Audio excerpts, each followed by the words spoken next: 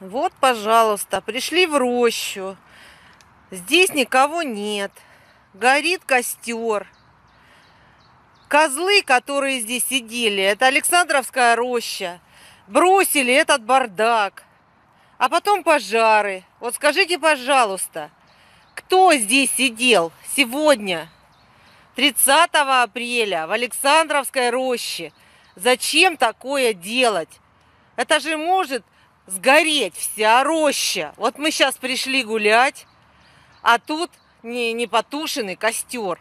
Разбросаны бутылки, банки, бардак. Что за люди? Вот что можно им сказать? Вот что можно сказать таким людям, которые не ценят ни природу, ничего не ценят? Конечно, будут вырубать это все.